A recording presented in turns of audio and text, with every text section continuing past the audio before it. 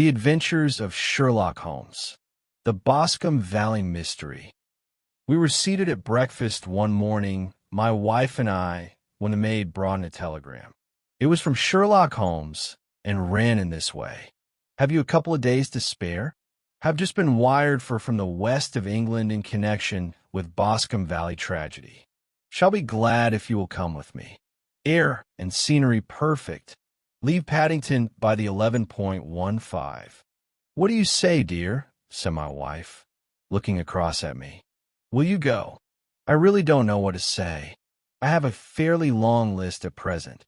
Oh, Anstruther would do your work for you. You have been looking a little pale lately. I think that the change would do you good, and you are always so interested in Mr. Sherlock Holmes's cases. I should be ungrateful if I were not, seeing what I gained through one of them. I answered, but if I am to go, I must pack at once, for I have only half an hour. My experience of camp life in Afghanistan had at least had the effect of making me a prompt and ready traveler. My wants were few and simple, so that in less than the time stated, I was in a cab with my valise, rattling away to Paddington Station. Sherlock Holmes was pacing up and down the platform, his tall, gaunt figure made even gaunter and taller by his long, gray traveling cloak and close-fitting cloth cap. "It is really very good of you to come, Watson," said he. "It makes a considerable difference to me, having someone with me on whom I can thoroughly rely. Local aid is always either worthless or else biased. If you'll keep the two corner seats, I shall get the tickets." We had the carriage to ourselves, save for an immense litter of papers which Holmes had brought with him. Among these he rummaged and read, with intervals of note-taking and of meditation, until we were past reading. Then he suddenly rolled them all into a gigantic ball and tossed them up onto the rack. "Have you heard anything of the case?" he asked. "Not a word. I have not seen a paper for some days. The London press has not had very full accounts. I have just been looking through all the recent papers in order to master the particulars. It seems, from what I gather, to be one of those simple cases which are so extremely difficult. That sounds a little paradoxical, but it is profoundly true. Singularity is almost invariably a clue. The more featureless and commonplace a crime is, the more difficult is it to bring it home. In this case, however, they have established a very serious case against the son of the murdered man. It is a murder, then? Well, it is conjectured to be so. I shall take nothing for granted until I have the opportunity of looking personally into it.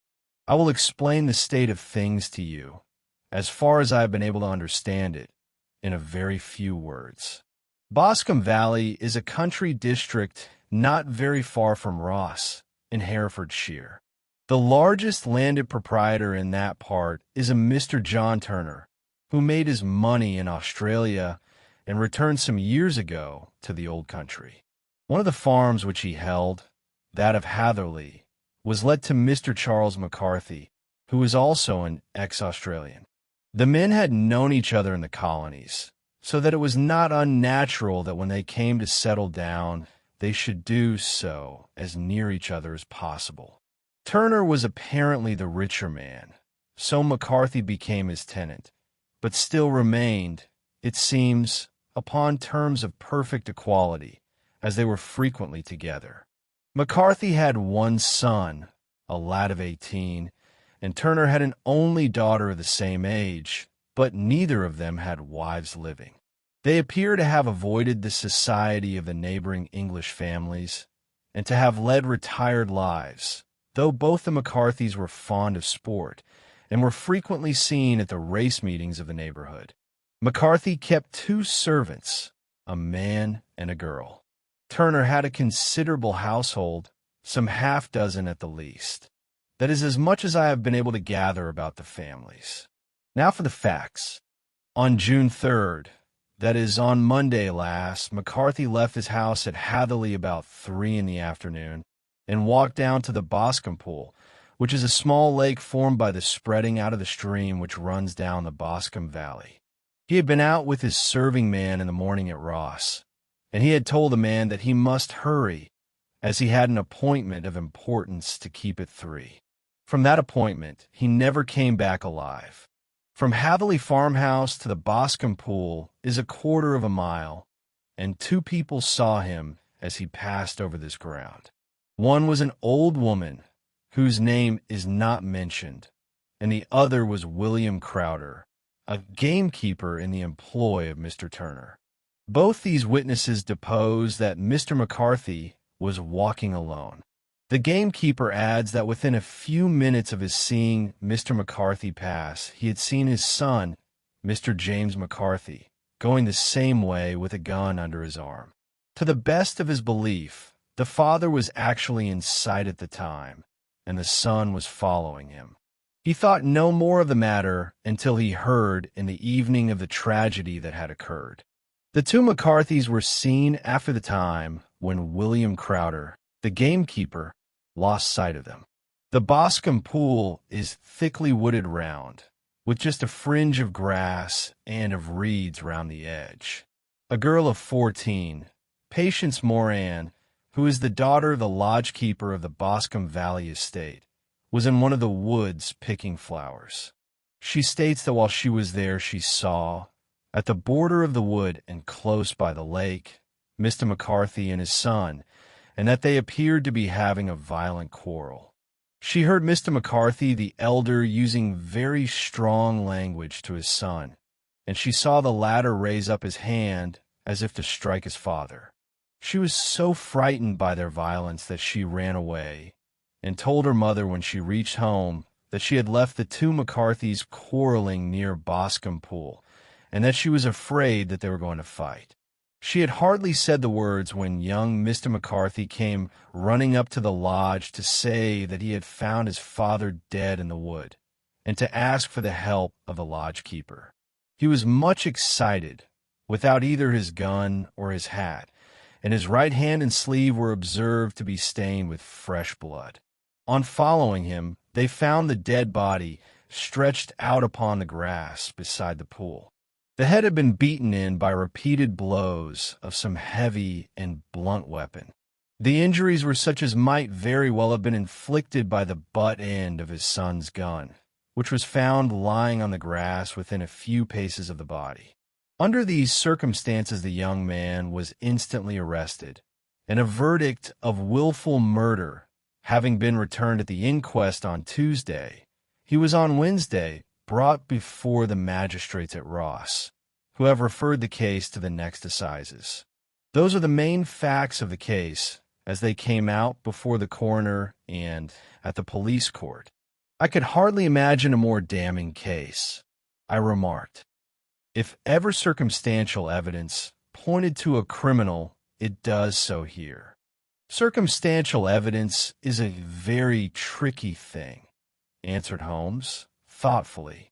It may seem to point very straight to one thing, but if you shift your own point of view a little, you may find it pointing in an equally uncompromising manner to something entirely different. It must be confessed, however, that the case looks exceedingly grave against the young man, and it is very possible that he is indeed the culprit. There are several people in the neighborhood, however, and among them Miss Turner, the daughter of the neighboring landowner, who believe in his innocence, and who have retained Lestrade, whom you may recollect in connection with the study in scarlet, to work out the case in his interest. Lestrade, being rather puzzled, has referred the case to me, and hence it is that 2 middle-aged gentlemen are flying westward at 50 miles an hour, instead of quietly digesting their breakfasts at home. I am afraid, said I, that the facts are so obvious that you will find little credit to be gained out of this case. There is nothing more deceptive than an obvious fact, he answered, laughing. Besides, we may chance to hit upon some other obvious facts which may have been by no means obvious to Mr. Lestrade. You know me too well to think that I am boasting when I say that I shall either confirm or destroy his theory by means which he is quite incapable of employing or even of understanding. To take the first example to hand, I very clearly perceive that in your bedroom the window is upon the right-hand side, and yet I question whether Mr. Lestrade would have noted even so self-evident a thing as that. How on earth?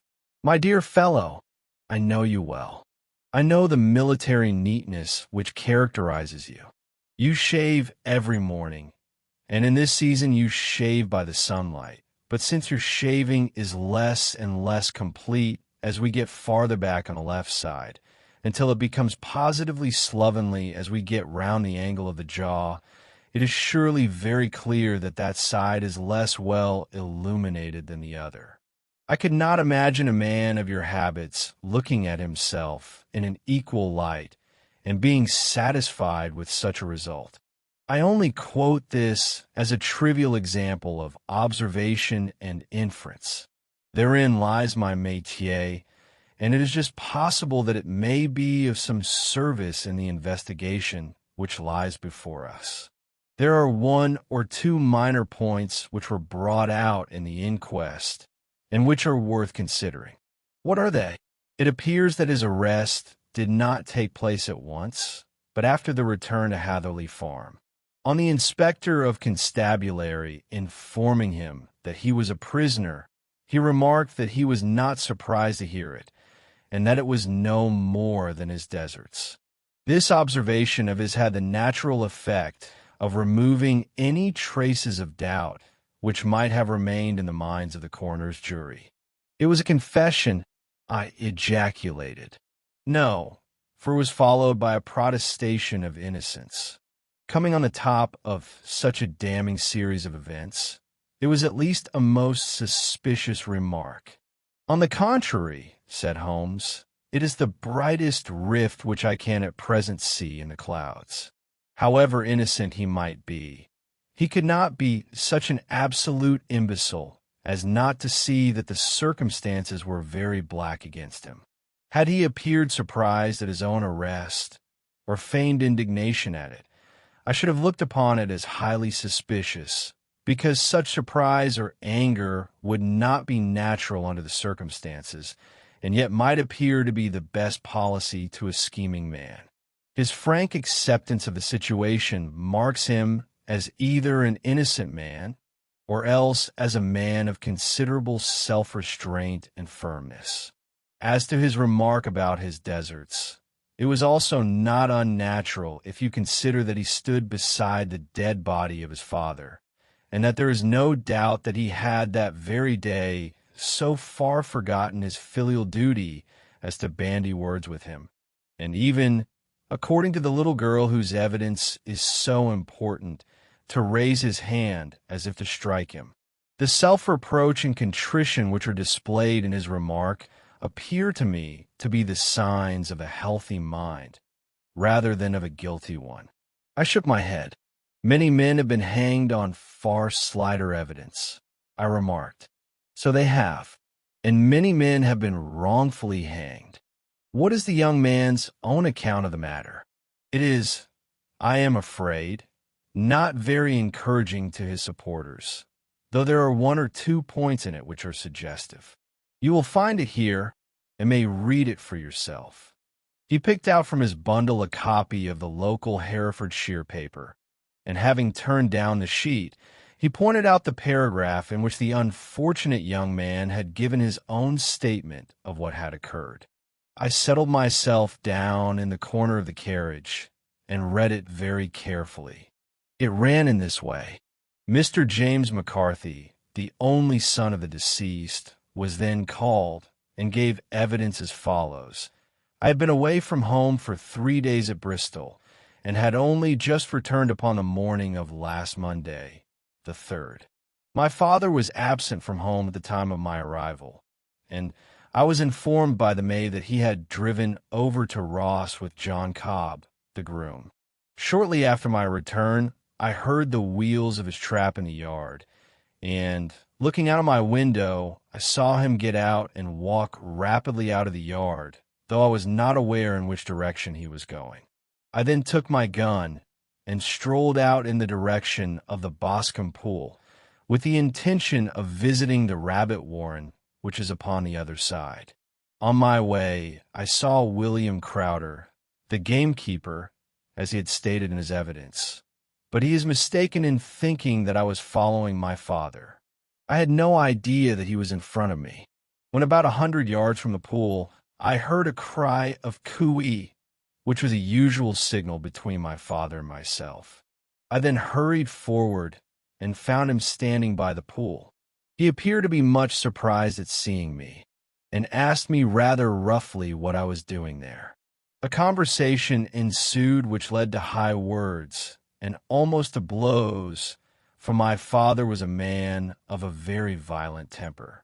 Seeing that his passion was becoming ungovernable, I left him and returned towards Hatherley Farm. I had not gone more than 150 yards, however, when I heard a hideous outcry behind me, which caused me to run back again. I found my father expiring upon the ground, with his head terribly injured. I dropped my gun and held him in my arms, but he almost instantly expired. I knelt beside him for some minutes, and then made my way to Mr. Turner's lodgekeeper, his house being the nearest, to ask for assistance.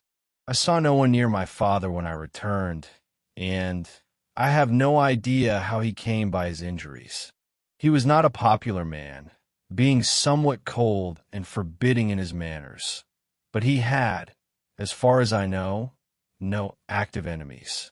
I know nothing further of the matter. The coroner, did your father make any statement to you before he died? Witness, he mumbled a few words, but I could only catch some allusion to a rat. The coroner, what did you understand by that? Witness, it conveyed no meaning to me. I thought that he was delirious. The coroner, what was the point upon which you and your father had this final quarrel? Witness, I should prefer not to answer. The coroner, I am afraid that I must press it. Witness, it is really impossible for me to tell you. I can assure you that it has nothing to do with the sad tragedy which followed. The coroner, that is for the court to decide. I need not point out to you that your refusal to answer will prejudice your case considerably in any future proceedings which may arise. Witness, I must still refuse.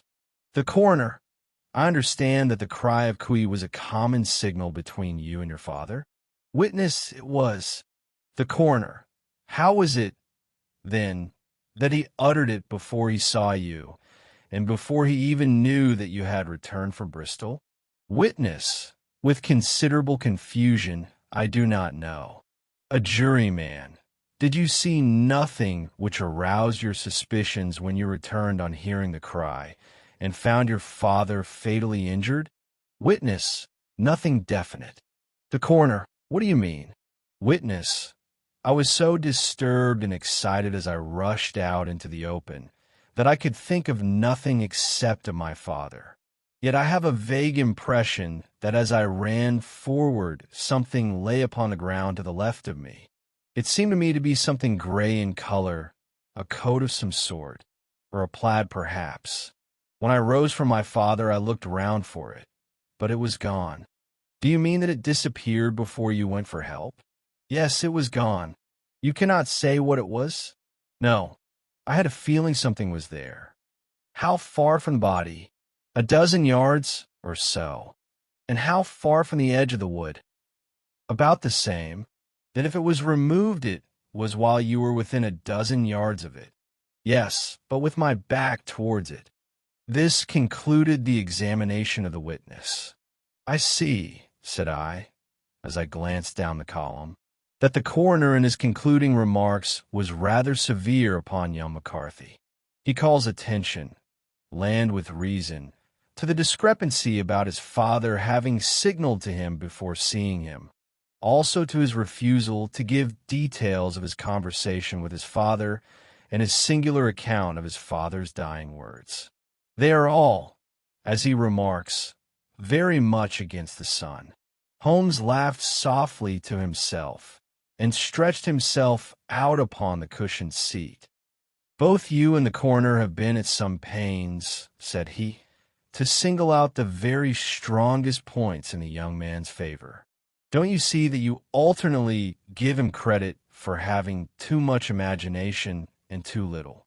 Too little, if he could not invent a cause of quarrel which would give him the sympathy of the jury. Too much, if he evolved from his own inner consciousness anything so outre as a dying reference to a rat and the incident of the vanishing cloth. No, sir, I shall approach this case from the point of view that what this young man says is true, and we shall see whither the hypothesis will lead us. And now here is my pocket Petrarch, and not another word shall I say of this case until we are on the scene of action. We lunch at Swindon, and I see that we shall be there in 20 minutes. It was nearly 4 o'clock when we at last, after passing through the beautiful Stroud Valley and over the broad, gleaming Severn, found ourselves at the pretty little country town of Ross.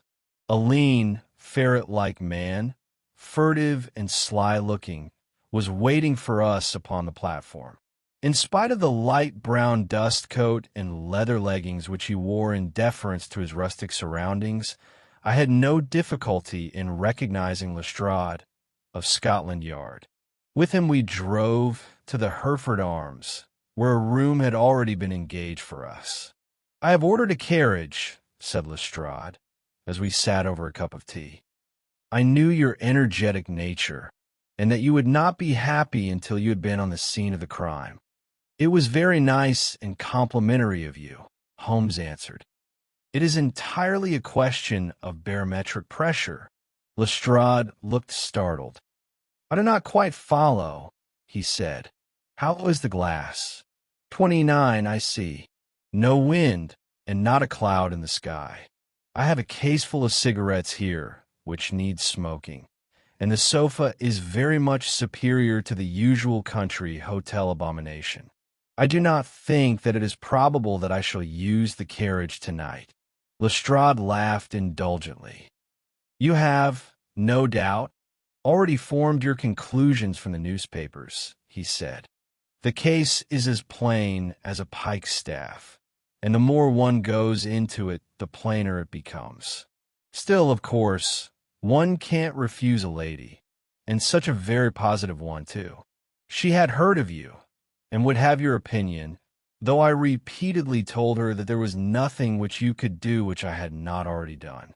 Why, bless my soul, here is her carriage at the door." He had hardly spoken before there rushed into the room one of the most lovely young women that I have ever seen in my life. Her violet eyes shining, her lips parted, a pink flush upon her cheeks, all thought of her natural reserve lost in her overpowering excitement and concern.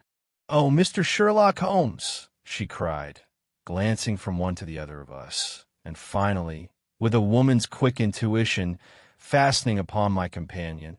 "I am so glad that you have come. I have driven down to tell you so. I know that James didn't do it. I know it, and I want you to start upon your work knowing it, too. Never let yourself doubt upon that point. We have known each other since we were little children, and I know his faults as no one else does. But he is too tender-hearted to hurt a fly. Such a charge is absurd to any one who really knows him. I hope we may clear him." "Miss Turner," said Sherlock Holmes, "you may rely upon my doing all that I can. But you have read the evidence. You have formed some conclusion. Do you not see some loophole, some flaw? Do you not yourself think that he is innocent? I think that it is very probable." "There now," she cried, throwing back her head and looking defiantly at Lestrade. "You hear? He gives me hopes." Lestrade shrugged his shoulders. "I am afraid that my colleague has been a little quick in forming his conclusions," he said. "But he is right. Oh, I know that he is right. James never did it. And about his quarrel with his father, I am sure that the reason why he would not speak about it to the coroner was because I was concerned in it." "In what way?" asked Holmes. It is no time for me to hide anything. James and his father had many disagreements about me. Mr. McCarthy was very anxious that there should be a marriage between us. James and I have always loved each other as brother and sister, but of course he is young and has seen very little of life yet. Well, he naturally did not wish to do anything like that yet. So there were quarrels, and this, I am sure, was one of them. And your father? Asked Holmes. Was he in favor of such a union? No, he was averse to it also. No one but Mr. McCarthy was in favor of it. A quick blush passed over her fresh young face as Holmes shot one of his keen, questioning glances at her. "Thank you for this information," said he. "May I see your father if I call tomorrow? I'm afraid the doctor won't allow it." "The doctor?" "Yes, have you not heard? Poor father has never been strong for years back, but this has broken him down completely. He is taken to his bed, and Dr. Willows says that he is a wreck and that his nervous system is shattered. Mr. McCarthy was the only man alive who had known Dad in the old days in Victoria." "Huh, in Victoria. That is important." "Yes, at the mines." "Quite so. At the gold mines where, as I understand, Mr. Turner made his money." "Yes, certainly." "Thank you. Miss Turner, you have been of material assistance to me. You will tell me if you have any news tomorrow. No doubt you will go to the prison to see James. Oh, if you do, Mr. Holmes, do tell him that I know him to be innocent." "I will, Miss Turner. I must go home now, for Dad is very ill, and he misses me so if I leave him. Goodbye, and God help you in your undertaking." She hurried from the room as impulsively as she had entered, and we heard the wheels of her carriage rattle off down the street. "I am ashamed of you." "Holmes," said Lestrade, with dignity, after a few minutes' silence, "why should you raise up hopes which you are bound to disappoint? I am not over-tender of heart, but I call it cruel." "I think that I see my way to clearing James McCarthy," said Holmes. "Have you an order to see him in prison?" "Yes, but only for you and me." "Then I shall reconsider my resolution about going out. We have still time to take a train to Hereford and see him tonight." "Ample. Then let us do so. Watson, I fear that you will find it very slow, but I shall only be away a couple of hours." I walked down to the station with them, and then wandered through the streets of the little town, finally returning to the hotel, where I lay upon the sofa and tried to interest myself in a yellow-backed novel. The puny plot of the story was so thin, however, when compared to the deep mystery through which we were groping, and I found my attention wander so continually from the fiction to the fact that I at last flung it across the room and gave myself up entirely to a consideration of the events of the day. Supposing that this unhappy young man's story was absolutely true, then what hellish thing, what absolutely unforeseen and extraordinary calamity could have occurred between the time when he parted from his father and the moment when, drawn back by his screams, he rushed into the glade? It was something terrible and deadly. What could it be? Might not the nature of the injuries reveal something to my medical instincts? I rang the bell and called for the weekly county paper, which contained a verbatim account of the inquest. In the surgeon's deposition, it was stated that the posterior third of the left parietal bone and the left half of the occipital bone had been shattered by a heavy blow from a blunt weapon. I marked the spot upon my own head. Clearly such a blow must have been struck from behind. That was to some extent in favor of the accused, as when seen quarreling he was face to face with his father. Still, it did not go for very much, for the older man might have turned his back before the blow fell. Still, it might be worthwhile to call Holmes's attention to it. Then there was the peculiar dying reference to a rat. What could that mean? It could not be delirium. A man dying from a sudden blow does not commonly become delirious. No, it was more likely to be an attempt to explain how he met his fate. But what could it indicate? I cudgeled my brains to find some possible explanation, and then the incident of the gray cloth seen by young McCarthy. If that were true, the murderer must have dropped some part of his dress, presumably his overcoat, in his flight, and must have had the hardihood to return and to carry it away at the instant when the sun was kneeling with his back turned not a dozen paces off. What a tissue of mysteries and improbabilities the whole thing was. I did not wonder at Lestrade's opinion, and yet I had so much faith in Sherlock Holmes's insight that I could not lose hope as long as every fresh fact seemed to strengthen his conviction of young McCarthy's innocence. It was late before Sherlock Holmes returned. He came back alone, for Lestrade was staying in lodgings in the town. "The glass still keeps very high," he remarked as he sat down. "It is of importance that it should not rain before we are able to go over the ground. On the other hand, a man should be at his very best and keenest for such nice work as that. I did not wish to do it when fagged by a long journey. I have seen young McCarthy. And what did you learn from him?" "Nothing. Could he throw no light?" "None at all. I was inclined to think at one time that he knew who had done it, and was screening him or her, but I am convinced now that he is as puzzled as everyone else.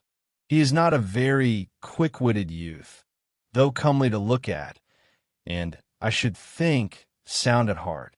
I cannot admire his taste," I remarked, "if it is indeed a fact that he was averse to a marriage with so charming a young lady as this Miss Turner.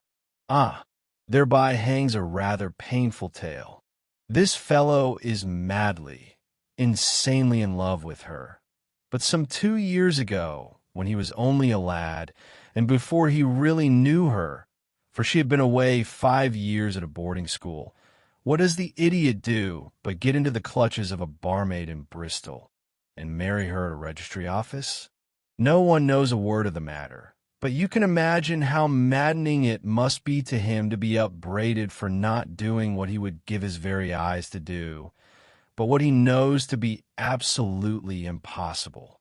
It was sheer frenzy of this sort which made him throw his hands up into the air when his father, at their last interview, was goading him on to propose to Miss Turner.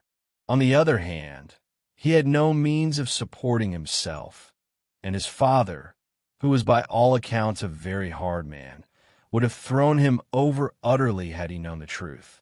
It was with his barmaid wife that he had spent the last 3 days in Bristol, and his father did not know where he was. Mark that point.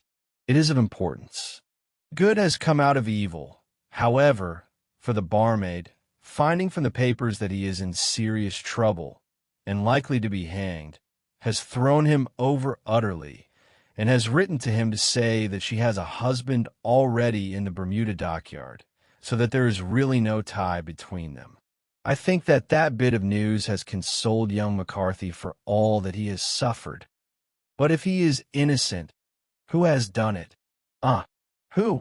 I would call your attention very particularly to 2 points.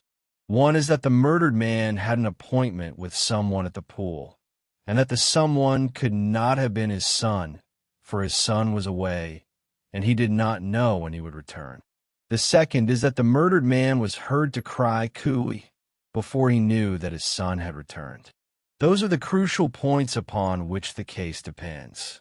And now let us talk about George Meredith, if you please, and we shall leave all minor matters until tomorrow. There was no rain, as Holmes had foretold, and the morning broke bright and cloudless.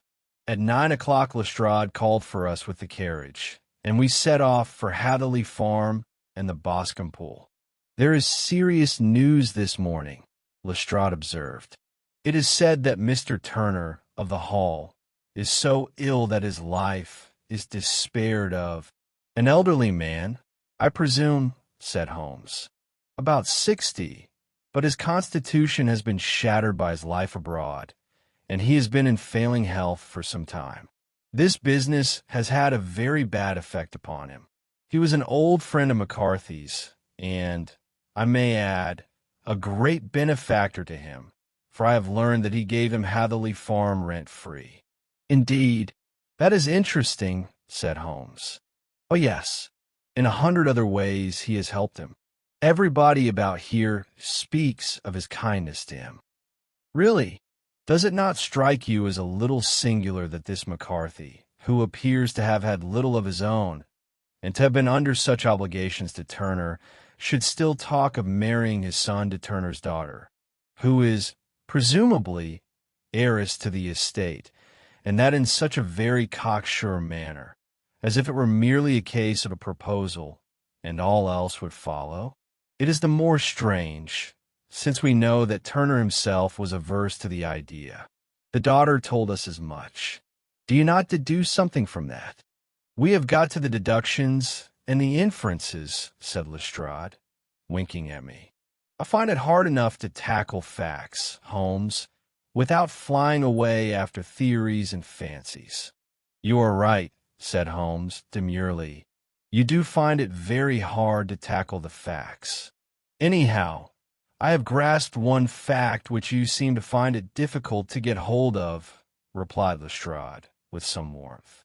"And that is, that McCarthy, Sr., met his death from McCarthy, Jr., and that all theories to the contrary are the merest moonshine." "Well, moonshine is a brighter thing than fog," said Holmes, laughing. "But I am very much mistaken if this is not Hatherley Farm upon the left." "Yes, that is it." It was a widespread, comfortable-looking building, 2-storied, slate-roofed, with great yellow blotches of lichen upon the gray walls. The drawn blinds and the smokeless chimneys, however, gave it a stricken look, as though the weight of this horror still lay heavy upon it. We called at the door, when the maid, at Holmes's request, showed us the boots which her master wore at the time of his death, and also a pair of the son's, though not the pair which he had then had. Having measured these very carefully from 7 or 8 different points, Holmes desired to be led to the courtyard, for which we all followed the winding track which led to Boscombe Pool. Sherlock Holmes was transformed when he was hot upon such a scent as this. Men who had only known the quiet thinker and logician of Baker Street would have failed to recognize him. His face flushed and darkened. His brows were drawn into 2 hard, black lines, while his eyes shone out from beneath them with a steely glitter. His face was bent downward, his shoulders bowed, his lips compressed, and a vein stood out like whipcord in his long, sinewy neck. His nostrils seemed to dilate with a purely animal lust for the chase, and his mind was so absolutely concentrated upon the matter before him, that a question or remark fell unheeded upon his ears, or, at the most, only provoked a quick, impatient snarl in reply. Swiftly and silently he made his way along the track which ran through the meadows, and so by way of the woods to the Boscombe Pool. It was damp, marshy ground, as is all that district, and there were marks of many feet, both upon the path and amid the short grass which bounded it on either side. Sometimes Holmes would hurry on, sometimes stop dead, and once he made quite a little detour into the meadow. Lestrade and I walked behind him, the detective indifferent and contemptuous, while I watched my friend with the interest which sprang from the conviction that every one of his actions was directed towards a definite end. The Boscombe Pool, which is a little reed-girt sheet of water some 50 yards across, is situated at the boundary between the Hatherley Farm and the private park of the wealthy Mr. Turner. Above the woods which lined it upon the farther side, we could see the red, jutting pinnacles which marked the site of the rich landowner's dwelling. On the Hatherley side of the pool the woods grew very thick, and there was a narrow belt of sodden grass 20 paces across between the edge of the trees and the reeds which lined the lake. Lestrade showed us the exact spot at which the body had been found, and indeed, so moist was the ground that I could plainly see the traces which had been left by the fall of the stricken man. To Holmes, as I could see by his eager face and peering eyes, very many other things were to be read upon the trampled grass. He ran round, like a dog who was picking up a scent, and then turned upon my companion. "What did you go into the pool for?" he asked. "I fished about with a rake. I thought there might be some weapon or other trace. But how on earth—" "Oh, tut, tut. I have no time. That left foot of yours with its inward twist is all over the place. A mole could trace it, and there it vanishes among the reeds. Oh, how simple it would all have been had I been here before they came like a herd of buffalo and wallowed all over it. Here is where the party with the lodge-keeper came, and they have covered all tracks for 6 or 8 feet round the body. But here are 3 separate tracks of the same feet." He drew out a lens and lay down upon his waterproof to have a better view, talking all the time rather to himself than to us. "These are young McCarthy's feet. Twice he was walking, and once he ran swiftly, so that the soles are deeply marked and the heels hardly visible. That bears out his story. He ran when he saw his father on the ground. Then here are the father's feet as he paced up and down. What is this, then? It is the butt end of the gun, as the son stood listening. And this? Ha! What have we here? Tiptoes. Tiptoes. Square, too. Quite unusual boots. They come, they go, they come again. Of course that was for the cloak. Now where did they come from?" He ran up and down, sometimes losing, sometimes finding the track until we were well within the edge of the wood and under the shadow of a great beech, the largest tree in the neighborhood. Holmes traced his way to the farther side of this, and lay down once more upon his face with a little cry of satisfaction. For a long time he remained there, turning over the leaves and dried sticks, gathering up what seemed to me to be dust into an envelope, and examining with his lens not only the ground, but even the bark of the tree as far as he could reach. A jagged stone was lying among the moss, and this also he carefully examined and retained. Then he followed a pathway through the wood until he came to the high road, where all traces were lost. "It has been a case of considerable interest," he remarked, returning to his natural manner. "I fancy that this gray house on the right must be the lodge. I think that I will go in and have a word with Moran, and perhaps write a little note. Having done that, we may drive back to our luncheon. You may walk to the cab, and I shall be with you presently." It was about 10 minutes before we regained our cab, and drove back into Ross, Holmes still carrying with him the stone which he had picked up in the wood. "This may interest you, Lestrade," he remarked, holding it out. "The murder was done with it. I see no marks. There are none. How do you know, then? The grass was growing under it. It had only lain there a few days. There is no sign of a place whence it had been taken. It corresponds with the injuries. There is no sign of any other weapon. And the murderer is a tall man, left-handed, limps with the right leg, wears thick-soled shooting boots and a gray cloak, smokes Indian cigars, uses a cigar holder, and carries a blunt penknife in his pocket. There are several other indications, but these may be enough to aid us in our search." Lestrade laughed. "I am afraid that I am still a skeptic," he said. "Theories are all very well, but we have to deal with a hard-headed British jury."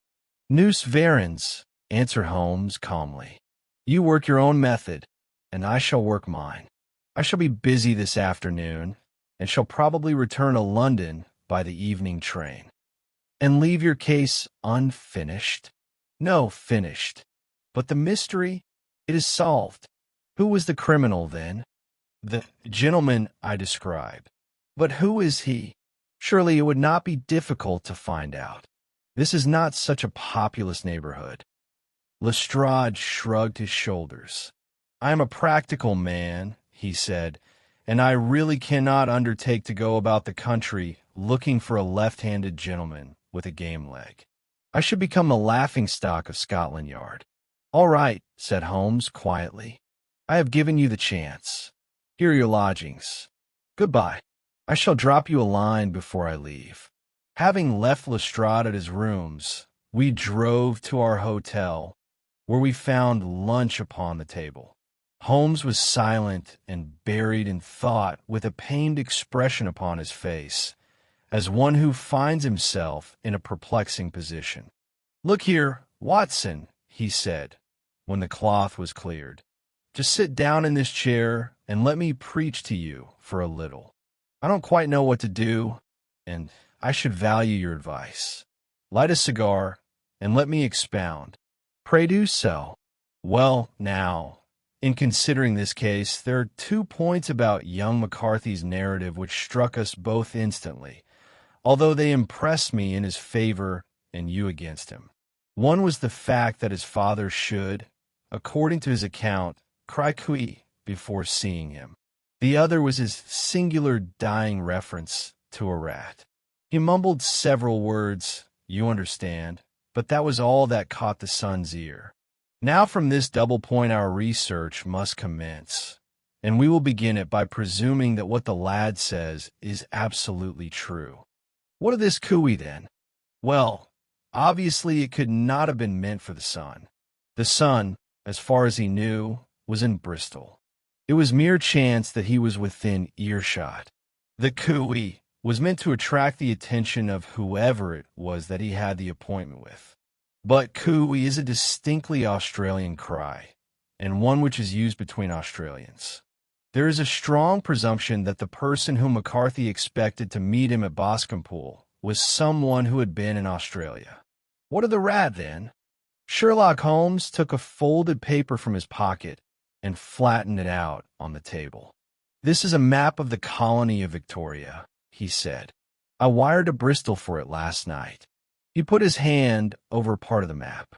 What do you read? He asked. Ballarat, I read. And now? He raised his hand. Ballarat. Quite so. That was the word the man uttered, and of which his son only caught the last 2 syllables. He was trying to utter the name of his murderer. So and so of Ballarat. It is wonderful, I exclaimed. It is obvious. And now, you see, I had narrowed the field down considerably. The possession of a gray garment was a 3rd point which, granting the son's statement to be correct, was a certainty. We have come now, out of mere vagueness, to the definite conception of an Australian from Ballarat with a gray cloak. Certainly, and one who is at home in the district, for the pool can only be approached by the farm or by the estate, where strangers could hardly wander. Quite so.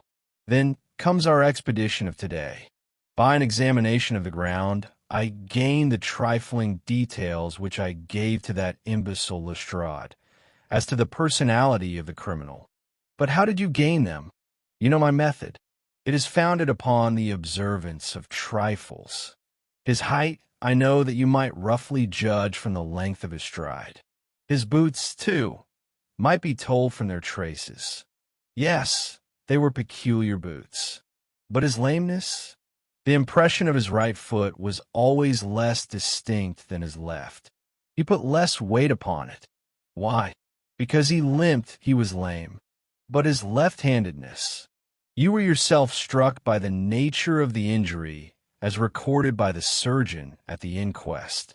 The blow was struck from immediately behind, and yet was upon the left side. Now, how can that be unless it were by a left-handed man?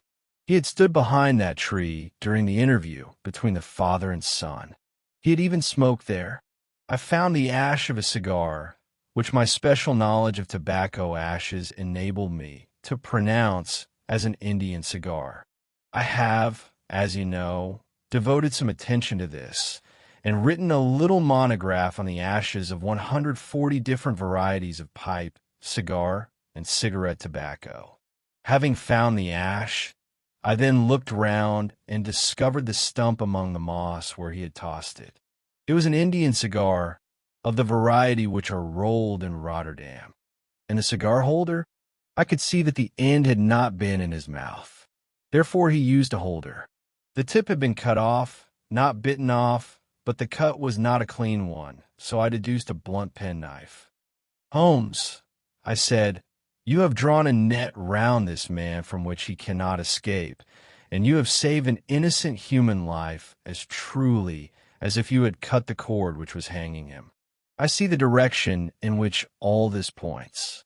The culprit is—" "Mr. John Turner," cried the hotel waiter, opening the door of our sitting room and ushering in a visitor. The man who entered was a strange and impressive figure. His slow, limping step and bowed shoulders gave the appearance of decrepitude, and yet his hard, deep-lined, craggy features and his enormous limbs showed that he was possessed of unusual strength of body and of character. His tangled beard, grizzled hair, and outstanding, drooping eyebrows combined to give an air of dignity and power to his appearance. But his face was of an ashen white, while his lips and the corners of his nostrils were tinged with a shade of blue. It was clear to me at a glance that he was in the grip of some deadly and chronic disease. "Pray sit down on the sofa," said Holmes gently. "You have my note?" "Yes. The lodge-keeper brought it up. You said that you wished to see me here to avoid scandal. I thought people would talk if I went to the hall." "And why did you wish to see me?" He looked across at my companion with despair in his weary eyes, as though his question was already answered. "Yes," said Holmes, answering the look rather than the words. "It is so. I know all about McCarthy." The old man sank his face in his hands. "God help me," he cried. "But I would not have let the young man come to harm. I give you my word that I would have spoken out if it went against him at the assizes." "I'm glad to hear you say so," said Holmes gravely. "I would have spoken now had it not been for my dear girl. It would break her heart. It will break her heart when she hears that I am arrested." "It may not come to that," said Holmes. "What?" "I am no official agent. I understand that it was your daughter who required my presence here, and I am acting in her interests. Young McCarthy must be got off, however." "I'm a dying man," said old Turner. "I have had diabetes for years. My doctor says it is a question whether I shall live a month. Yet I would rather die under my own roof than in a jail." Holmes rose and sat down at the table with his pen in his hand and a bundle of paper before him. "Just tell us the truth," he said. "I shall jot down the facts. You will sign it, and Watson here can witness it. Then I could produce your confession at the last extremity to save young McCarthy. I promise you that I shall not use it unless it is absolutely needed." "It's as well," said the old man. "It's a question whether I shall live to the assizes, so it matters little to me, but I should wish to spare Alice the shock. And now I will make the thing clear to you. It has been a long time in the acting, but will not take me long to tell. You didn't know this dead man, McCarthy.